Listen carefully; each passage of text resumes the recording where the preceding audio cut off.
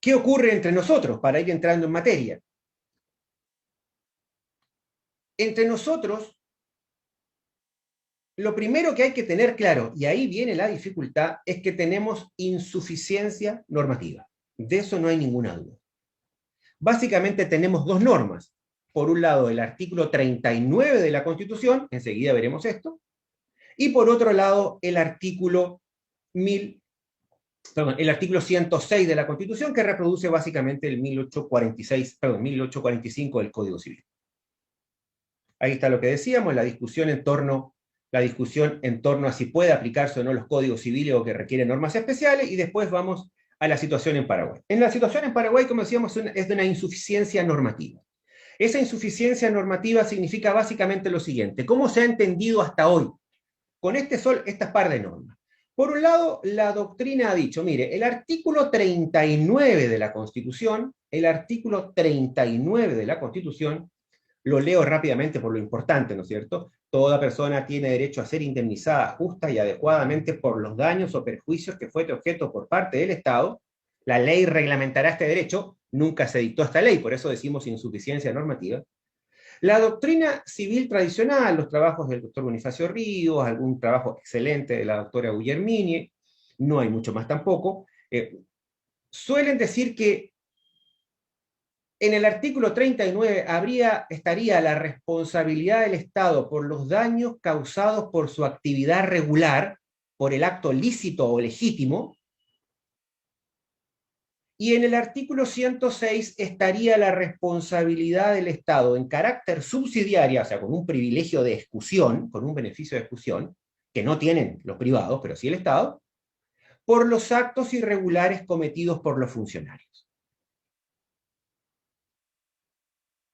Y de ahí se aceptó entonces que cuando el ciudadano le reclama al Estado un acto irregular,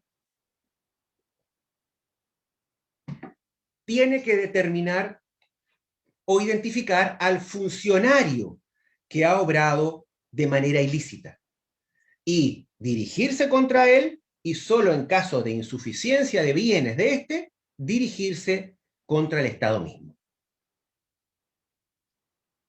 Yo no sé si alcanzan a percibir lo que esta interpretación tradicional ha significado o significa.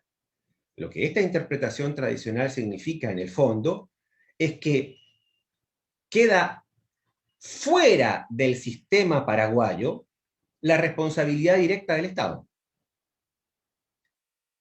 En esta manera de entender limitado el artículo 39 del acto regular, el artículo 106 al acto irregular, ¿dónde, nos preguntamos, dónde está entonces la responsabilidad directa del Estado?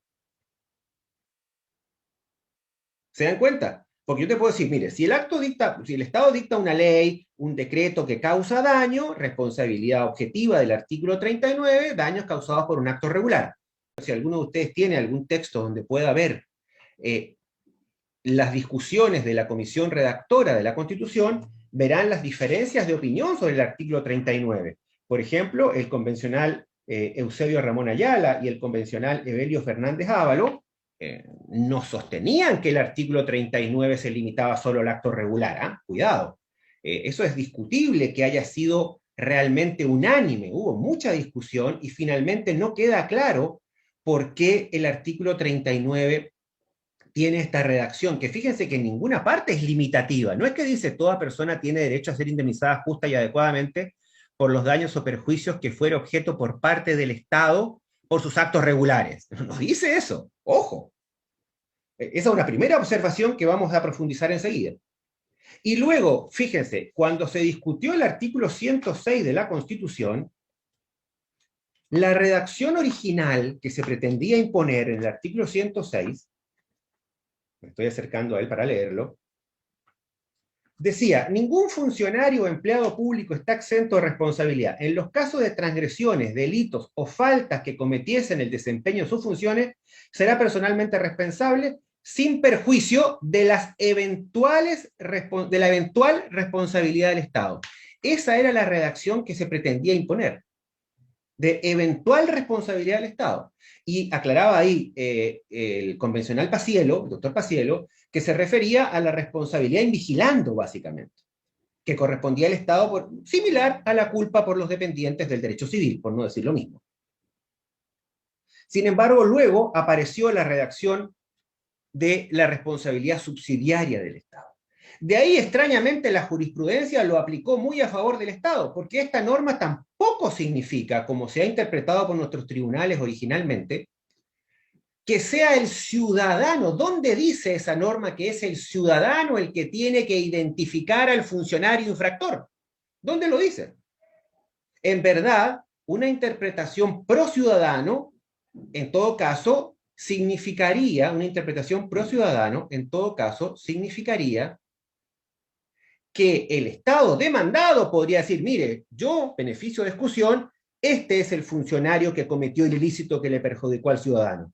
Nos dirigiremos contra sus bienes y luego, en caso de insuficiencia, contra el patrimonio del Estado.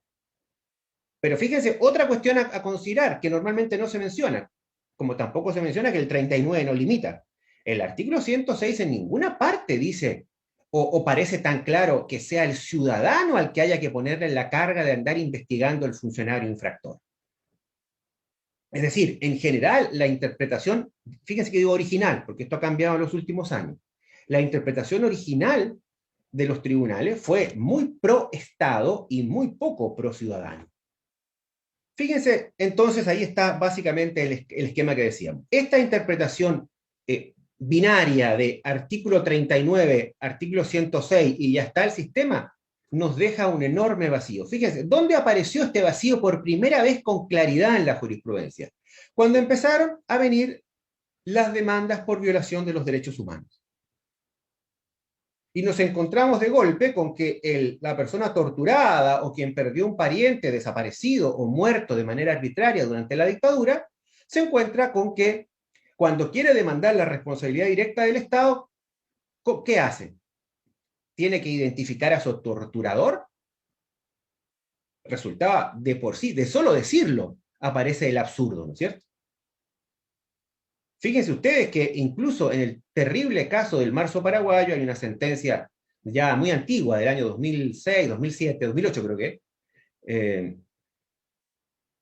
me atrevo a calificarla, yo no soy mucho de calificar porque me gusta ser muy respetuoso, pero esta sí es que es una sentencia que merece el apelativo de lamentable, en que se rechazó la demanda de muchos de los parientes de los muertos porque no se había identificado o no había sido condenado quien disparó las armas. Imagínense esa manera de entender la responsabilidad del Estado.